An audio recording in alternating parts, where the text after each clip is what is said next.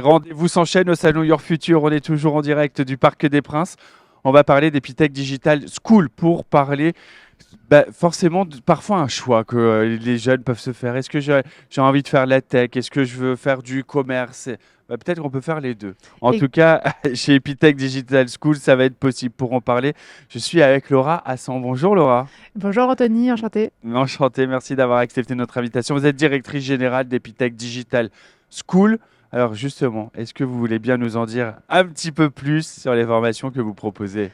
Oui, tout à fait. Donc Epitech Digital School, c'est une formation en 5 ans, accessible dès le post-bac, donc aussi accessible en bac plus 1, bac plus 2, bac plus 3, bac plus 4, et même en réorientation, puisque nous sommes à la croisée des deux mondes entre la tech et le business, et forcément, nous avons beaucoup de demandes d'inscription et de réorientation.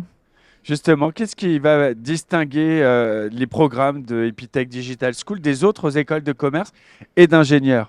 Alors d'abord, nous ne forçons pas les étudiants à choisir entre tech et business. Les programmes sont 50% tech, 50% business, mais à l'intérieur de ceci, comme nous fonctionnons en mode projet, les étudiants ont toute l'année la possibilité de choisir de travailler soit la tech, soit le business. Alors quand on parle de tech, on parle aussi bien de web, de mobile, d'API, mais aussi de data, c'est tout le programme de notre deuxième année, de cybersécurité, de drone, d'impression 3D, de cybersécurité, mais je crois que je l'ai déjà dit, voilà, de la smart city, la ville connectée. Il y a énormément de domaines qui s'ouvrent forcément aux étudiants. Comment ça se déroule d'un point de vue pédagogique du coup? C'est quoi les méthodes d'enseignement qui vont être utilisées? Alors, on a un programme en 5 ans. Les méthodes pédagogiques sont très tournées vers le projet, donc ponctuées de masterclass pour les apports plus théoriques. Un projet, c'est 4 à 5 semaines en équipe pluridisciplinaire, donc des équipes qui travaillent aussi bien la partie business. Par le business, on entend la budgétisation, les finances, la fiscalité, l'entrepreneuriat, forcément, le marketing, la communication. Et puis, les étudiants qui vont plutôt s'axer sur la partie tech et monter en compétences et amener le projet à terme, un projet livrable aux clients. Quand c'est pas ou, mais et quand c'est pas business ou tech, ça veut dire business et tech, ça veut dire que dès le début, il faut être bon dans les deux. Non, justement, il n'y a pas besoin d'être bon dans les deux. On dit que le programme est 50% tech, 50% business, mais le profil, lui, des étudiants, eh bien, naturellement, est porté soit sur le business, soit sur la tech. Naturellement, les étudiants vont d'abord aller dans leur zone de confort et puis, progressivement, aller travailler la partie qui leur manque et mêler le meilleur des deux mondes.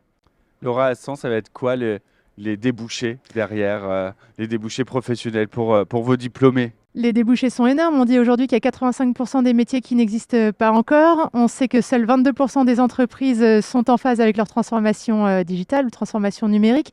Les métiers, ça va être chef de la transformation digitale, chef du digital, mais aussi des métiers comme product owner, donc accessible là pour nos stagiaires dès la deuxième année, ce genre de métier. Data analyst, data scientist, growth hacker. Les métiers sont divers et mêlent à chaque fois business et tech. Je crois que vous mettez tout en œuvre aussi pour vraiment favoriser l'innovation, l'entrepreneuriat aussi pour vos étudiants. Exactement, on a 30% de nos étudiants qui sont entrepreneurs, donc c'est une grosse part de notre effectif. Pour cela, on les accompagne dès la première année. Donc on a tout un projet entrepreneurial de mentoring, appuyé aussi par nos partenaires comme Microsoft ou Google Cloud. On les accompagne de leur business model, études de marché, jusqu'à la livraison de leurs produits et la commercialisation. Il y a une part belle qui est faite aussi à l'intégration des nouvelles technos. Oui, nouvelle technologie, eh bien, on parle de ChatGPT aujourd'hui, mais ChatGPT pour nous, c'est presque de l'histoire ancienne. Créer un chatbot, c'est le programme de première année.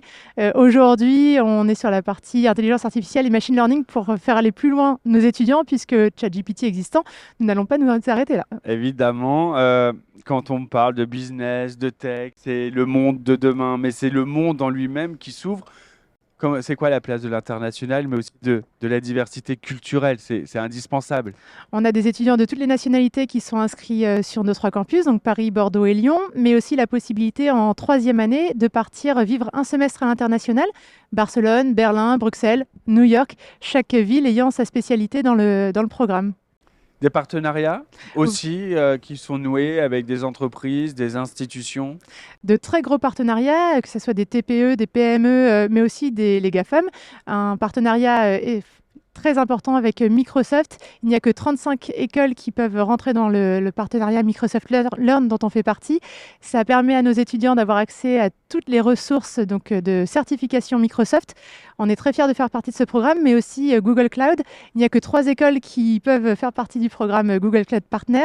Epitech Digital School en fait partie. Il faut savoir qu'au niveau mondial, on est l'école la plus active chez Google Cloud Partner.